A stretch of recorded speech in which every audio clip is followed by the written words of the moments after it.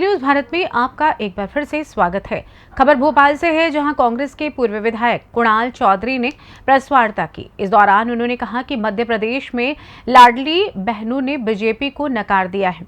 कुणाल ने आंकड़ों का हवाला देते हुए बताया कि 2019 में हुई वोटिंग प्रतिशत के मुकाबले 2024 में महिलाओं ने कम वोट देकर साबित कर दिया है कि वो बीजेपी की झूठी घोषणाओं और वादों पर भरोसा नहीं करती हैं। कुणाल चौधरी का कहना है कि बीजेपी के कार्यकर्ता भी निराश हैं। फर्जी ज्वाइनिंग टोली बनाकर झूठे आंकड़े पेश किए जा रहे हैं।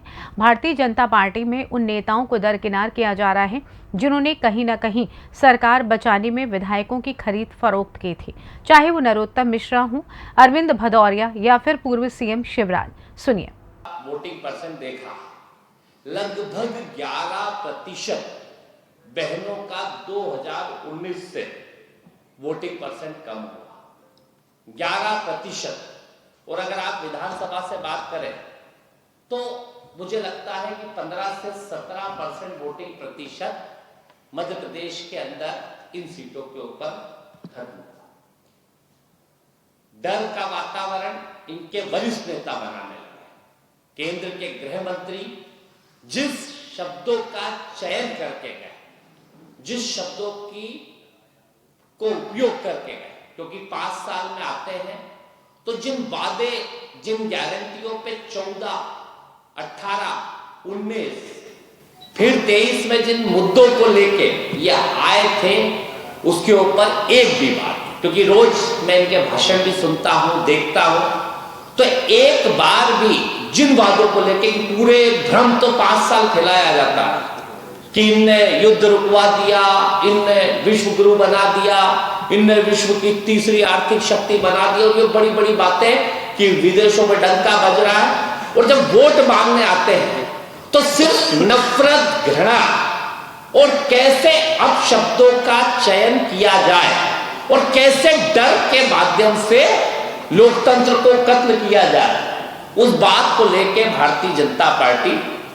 के सारे नेता कोशिश करते हैं कि कैसे मैं अपनी साख बचाऊं। उसके बावजूद भी हालात क्या है, तो अमित शाह जी ये बताए, क्या इनको भी बदलेंगे और इतने मंत्रियों को बदलेंगे? अभी तक कितने हो चुके, तय करके बताए अमित शाह जी, या इनके जवाब डाल दो। आते हैं घोषणा पत्र इनका होता है, हमारा न्याय पत्र है।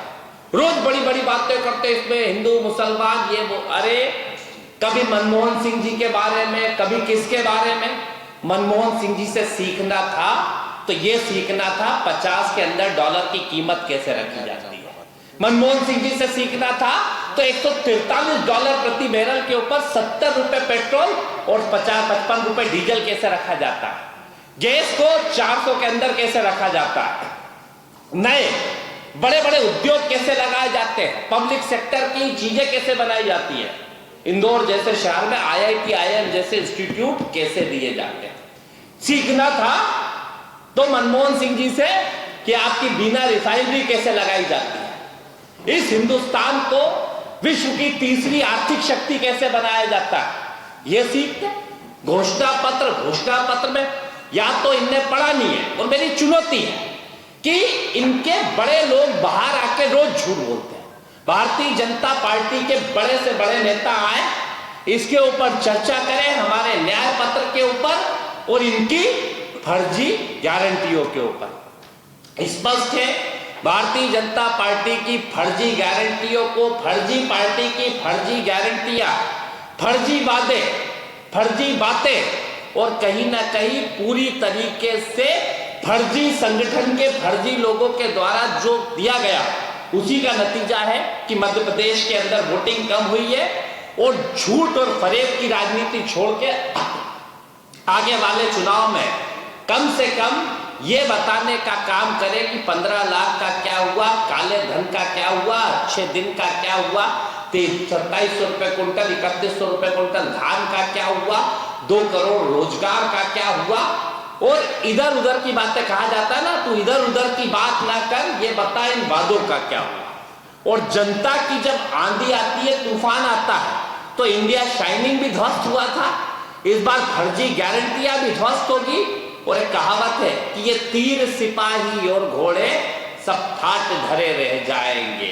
आंधी जनता की आएगी और इस बार बीजेपी के पर खच्चे हो जाएंगे और इंडिया गठबंधन की सरकार बनेगी। स्पष्ट रूप से दोनों जगह के अभी तक जितनी सीटों पे वोटिंग हुई है वहां के ट्रेंड से सीधा समझ में आता है कि देश के अंदर इंडिया गठबंधन की सरकार बन रही है।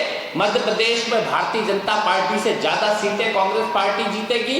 महिलाएं इनसे निराश है, नाराज है और जिस तरीके से वोटिंग परसेंट कम हुआ है, इनके फर्जी आंकड़ों के द्वारा जो फर्जी बातें कही थी उसके खिलाफ लोगों के अंदर निराशा है। अब धमकी पे आ गए। देश के गृह मंत्री इनके नेताओं को धमकाते हैं। कभी एक कल विधायक का सुन रहा था मैं, वो कहते हैं कि अगर तुमने वोट नहीं करे तो बीपीएल रुकवा दूंगा। बीपीएल 80 करोड़ परिवारों को ये राशन की बात करते हैं और कहते हैं कि सबसे बड़ी हमारी उपलब्धि है कि 80 करोड़ लोगों को हमने राशन देने का काम करा और इनके नेता कहते हैं कि हम बीपीएल में से नाम कटवा देंगे। स्पष्ट है इनकी नीति नियत क्या है। मेरा निवेदन है, चाहे भारतीय जनता पार्टी की प्रदेश की सरकार हो या देश की सरकार हो, कि 80 करोड़ लोगों को राशन देने का जो अधिकार दिया था कांग्रेस पार्टी ने दिया था, उस अधिकार का उपयोग करके आप 80 करोड़ लोगों को उस गरीबी पे लेके गए और 80 करोड़ लोग अगर जिस देश के अंदर 5 किलो राशन पे निर्भर हो तो उसमें कैसा देश होना चाहिए। विज्ञापन में ये वंदे भारत की बात करते हैं पर लोकल डब्बों के ट्रेन के अंदर क्या हालत है उसकी बात नहीं करते। क्या 80 थोड़ा सा बीज है, ठीक है करें। हाँ सर, आज शॉर्ट में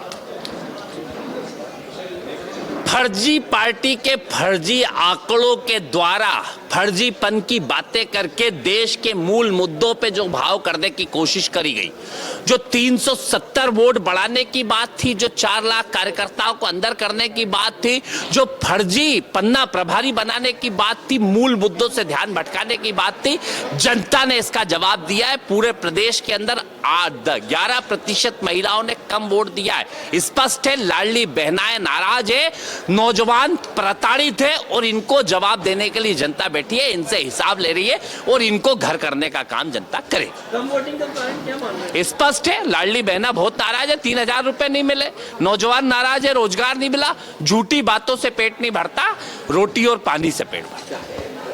भोपाल से सी न्यूज़ संवाददाता मनीष की रिपोर्ट।